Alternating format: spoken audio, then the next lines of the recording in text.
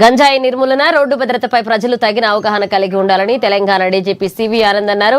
ఇక గుడిహత్నూరు మండలం తోషం గ్రామంలో ప్రజాపాలన ప్రగతి ప్రణాళికలో భాగంగా జరిగిన గ్రామ సభలో ఆయన పాల్గొన్నారు. ఇక ఆదివాసీ సంస్కృతి సాంప్రదాయాల ప్రకారం గ్రామ పెద్దలు, గ్రామస్తులు డీజీపీకి ఘనంగా స్వాగతం పలికారు.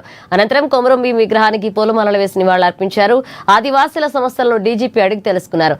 యువత గంజాయి, ఇతర మాదక ద్రవ్యాలకు దూరంగా ఉండాలని, మాదక ద్రవ్యాలు వ్యక్తిగత జీవితాలతో పాటుగా కుటుంబాలు, సమాజంపై కూడా ప్రతికూల ప్రభావం చూపుతాయన్నారు.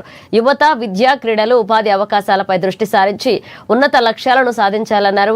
ఈ సందర్భంగా 30 మంది ఆటో డ్రైవర్లకు ప్రమాద సమయంలో ఉపయోగపడే ప్రథమ చికిత్స కిట్లను పంపిణీ చేశారు.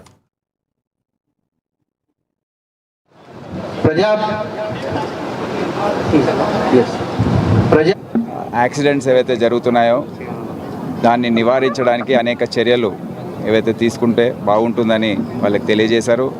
ఈరోజు గ్రామ సభలో దాన్ని మళ్ళీ వివరించి దాని మంచి ఫలితాలు రెండు మూడు నెలల్లో మనం ఏదైతే చూసామో అవి ఇంకా కొనసాగిస్తే బాగుంటుందని గ్రామ సభలో ద్వారా వారికి తెలియజేయడం జరిగింది.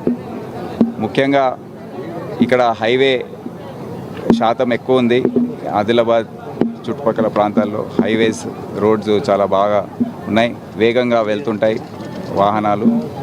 సో దాంట్లో భాగంగా మనము హెల్మెట్ మరియు సీట్ బెల్ట్, ముందు సీట్లో కూర్చున్న వాళ్ళు, వెనకాల సీట్లో కూర్చున్న వాళ్ళు అందరూ వేసుకుంటే ఏదైతే మరణాలు చూస్తున్నామో యాక్సిడెంట్స్లో అవి తగ్గించడానికి ఆస్కారం ఎక్కువగా ఉంటుంది. గత సంవత్సరం ఇదే 5 నెలల్లో 72 మంది చనిపోయారు. కానీ ఈ సంవత్సరం 48 మంది చనిపోయారు ఆదిలాబాద్ జిల్లాలో. సో కొద్దిగా ఫలితాలు మనం ఇప్పటికే చూడవచ్చని చెప్పొచ్చు. ఇదే కాకుండా అనేక చర్యలు మనము అజాగ్రత్తగా ఉండకుండా బయలుదేరక ముందు ఈ హెల్మెట్, సీట్ బెల్టే కాదు, నడిపేటప్పుడు మనం తప్పు చేయకపోయినా ఎదురు వచ్చే వాహనం ఆ డ్రైవర్ తప్పు చేస్తే కూడా మన ప్రాణాలు పోతాయి. అందుకే డిఫెన్సివ్ డ్రైవింగ్ అంటారు. ఎక్కువ వేగం వెళ్లకుండా, ఏదైనా టర్నింగ్స్ వచ్చినప్పుడు ఇటువైపు అటువైపు చూడడం, మళ్ళీ ముందు నుంచి వచ్చే వాహనం ఎటువైపు వెళ్తుంది ఏదైనా మనకు ముందే తెలుస్తుంది. సో దాన్ని బట్టి మనం కూడా ఇదే వేదికపై నుంచి ఈ మాదక ద్రవ్యాల సమస్య ఏదైతుందో మన రాష్ట్రంలో ప్రతి గ్రామంలో కొద్దిగా విస్తరించినట్టు కనిపిస్తుంది.